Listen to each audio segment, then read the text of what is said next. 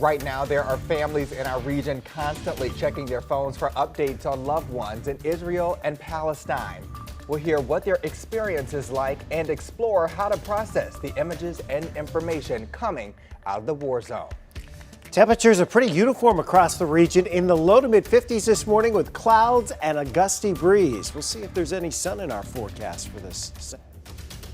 October is Breast Cancer Awareness Month, where you can get a free checkup, plus the event supporting cancer research today. This is Today in St. Louis, focused on you. Are you up? Are you up, St. Louis? I was waiting for you to say that. She loves that. I'm getting there, okay?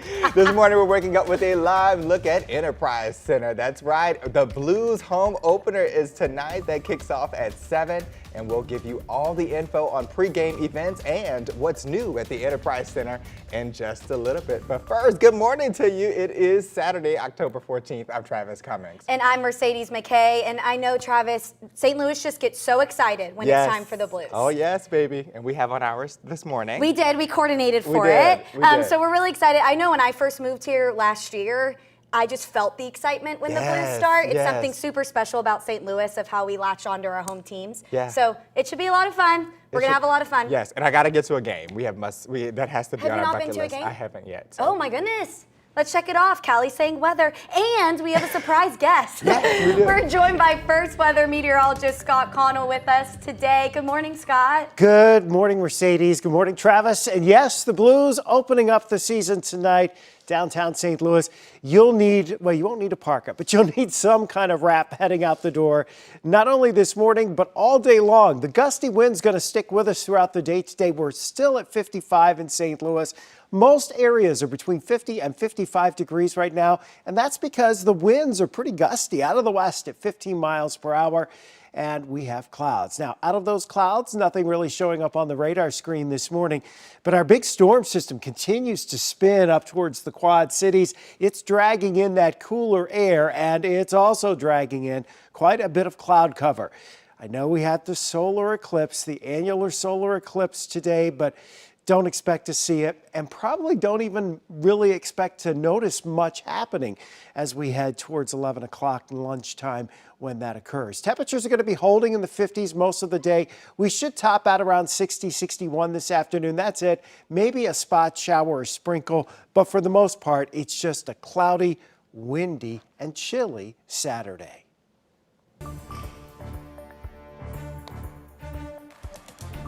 At this time 1 week ago, we first brought you the news of the Hamas attacks and invasion of Israel. Just before we went on air, Israeli Prime Minister Benjamin Netanyahu said this. Citizens of Israel, we are at war.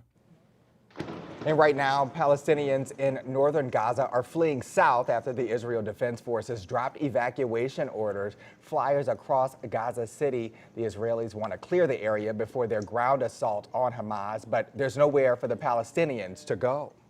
And the evacuation effort is only further harmed by Hamas orders for civilians to stay where they are. This morning, we're hearing from a Palestinian American family here in St. Louis with loved ones trapped in Gaza. Our Robert Townsend spoke with them about their concerns. It's been a week since the deadly Israeli-Hamas conflict erupted, and Hazelwood restaurant owner Wissam Hamad can't stop thinking about his family. I'm definitely worried about them all the time. His wife, Sama, and their 4 kids live in Jerusalem. That's about a 2-hour drive from Gaza. They're kind of all right. They're not in the middle of the happen, but it's bad. It's bad everywhere. It's hard to explain, honestly. For the past 10 years, Hamad has run the Kozlik Mediterranean cuisine in North St. Louis County. His family has never been to his restaurant, nor to America. On Saturday, Hamad had hoped to fly home to be with his loved ones. But now as the war intensifies and tens of thousands of Gazans flee their homes, I'm really afraid to go like everybody else. But I really, at the same time, want to be with my family, with my kids. Seeing what is occurring, not just in the Gaza Strip, but also within the occupied West Bank, has been heart-wrenching. Hamad's niece, Naveen Ayesh, was born in St. Louis and raised in Palestine. Naveen is the government relations coordinator for the Missouri chapter of American Muslims for Palestine. She too has many concerns and fears when she watches the horrific images of lives lost, lives forever changed due to the ongoing war. I have spent my entire 20s in our state legislature trying to educate our elected officials and just the general public, honestly, overall, about what has been happening with our families, with our friends right now. They are not alone. We want them to know they are not alone. Robert Townsend, 5 on your side.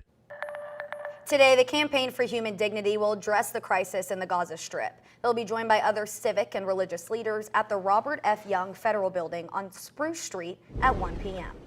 And right now we want to give you a live look at the Missouri Capitol building in Jefferson City. The dome is lit with Israel's white and blue colors in honor of the Jewish Sabbath today. This is the first Sabbath in 40 years. El Al airline will fly to bring Israelis called up to fight back into the country.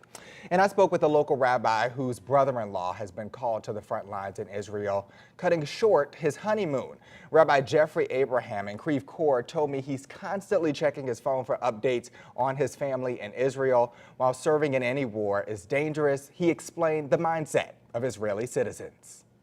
He, just like many other Israelis, almost wanted to get the call in a sense because they want to go and help to defend the country. We're the ones who are nervous and want him to be safe.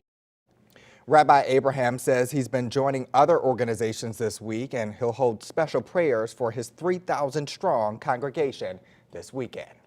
And Travis, special services like those are so helpful for many of us struggling right now. And even if you don't have a personal connection to Israel or Palestine, the images and videos coming from the war front are disturbing and distressing. I spoke with an expert from Mercy Hospital about ways to process our emotions and feelings around the war.